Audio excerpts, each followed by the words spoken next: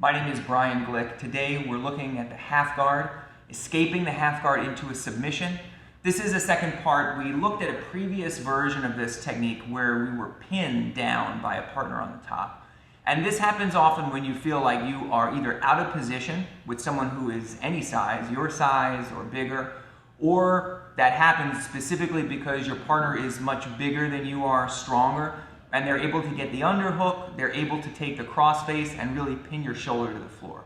That's about the worst case scenario. So today we're going to look at a situation which is not quite as bad. We have a little bit more mobility and we're able to take the underhook.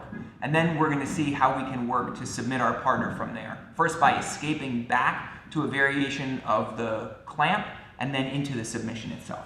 Okay, so let's begin bottom of half here. And our partner is in the top. So remember, just as a review, what our partner wants to accomplish.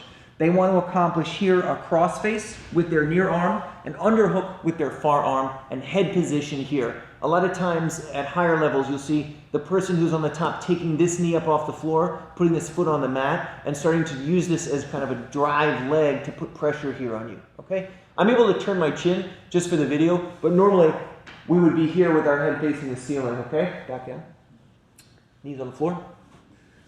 So, previously we saw a version of entering the clamp off of a grip that looks like this. In this scenario, we're able to take our far arm and put it inside. Just rotate with me please here. So this could be because in the process, relax, in the process of getting into the half guard, we're able to start with a frame, okay? So something like this, where our partner then beat our inside arm and took the crossface anyway. So our arm, we have a hand inside, but our elbow is at risk of going all the way up past the line of our shoulder.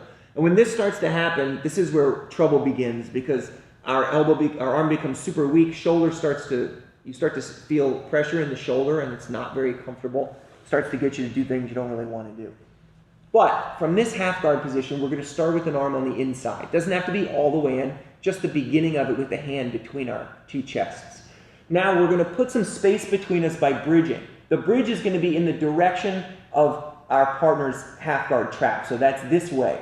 We're going to do a bridge. We're going to raise our elbow a little bit with the idea of taking our hand here inside. Okay, just a short interception of the crossface. And then bridging to create enough space here where we can slip our elbow through and take the underhook. Once we have the underhook in place here, we can fully expect our partner to put the whizzer on. If they don't put the whizzer on and they're super naive, you can just continue, of course, your way to the back position. But in this case, our partner has the whizzer, so we're going to look to climb. We've got our hand initially, you've got your hand down by your partner's waist. You're going to bring that hand up high to your partner's far shoulder. Now from here, we're going to switch our feet. We're going to take our outside foot, we're going to put it here on our partner's calf muscle. You'll see this when we do the rotation. Our partner will probably have their knees inside a little bit. We're going to slip our knee to the inside position and we're going to begin to extend ourselves away. When we move ourselves away, we're going to prop. Initially, you're going to be here, putting your elbow on the floor. Scoot down a little bit, please. Here. So we want, for this position, to get our head higher than our partner's head. Getting the elbow here to the floor is the first good step. But ultimately, what we want to do is we want to get our hand here to the mat. Rather than being just posted up on the elbow, we want to prop ourselves up here on the hand. Now, my head is the same height as my partner's head. This is a good start, but he can still bring his head up also. Back down. So we don't want to leave this to chance. Instead, we're going to use a Hizaguruma action to bring our partner's head even lower.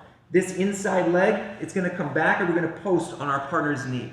The idea here is to extend their base, forcing them to get their hand on the floor and then bring their head down low. When this happens, we're going to relax back from the hand down to the elbow, casting our left foot here. Our right knee comes back, and we're able to pass our legs around the corner into the beginnings of the triangle. You'll hold your shin, scoop the arm, cut the corner, lock the figure of four, and you're in on the triangle. Okay, so we'll look at it from a reverse angle here. Number one, your partner comes in. Two, you're going to bridge into them. So notice that when we do this, we're taking our partner's head from one side out a little bit to the other so that we can slip our arm inside. Initially, you may be down low. You're going to climb the hand up high here. Now from here, we're going to switch our feet. We're going to put our left foot on our partner's calf and bring our knee through the space. Sit up for a second.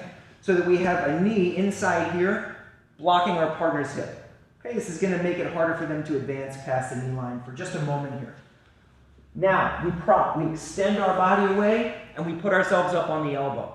Then from here, we climb up to the hand. Now, we want to get our head, rotate with me please. We want to get our head higher than our partner's head. But this can be a battle, because our head is here. As we bring our head up, our partner brings their head up. So we take a foot on the knee and we extend this leg. When we extend their leg, it's going to bring their head down. Now from here, you're going to cast your left leg high over the shoulder, retract your right knee, and you're here in position with your knee by your partner's ear. Scoop, lock, and there's your figure 4. So, what do we have here? We have an escape out of the half guard body. We start with a bridge so we can take an underhook. Then, with the knee elbow escape into a clamp variation, we look to bring our head above our partner's head. If you can do that, life becomes a lot easier. We saw the Hizaguruma action is an off balance. Kuzushi brings their head down. We can throw the leg around the corner from there and then begin our entry into the triangle. You also have Udagatami variations, omoplata, that stuff doesn't work. And what you've done is you've separated yourself out from underneath your partner. So this skill, the ability to, one, avoid the pin, put space between you, and then go on the attack, these are essential. If you're dealing, especially if you're dealing with a bigger person from the bottom of the half guard position, but really anybody of any size. Okay, hopefully this was helpful to you. You enjoyed it.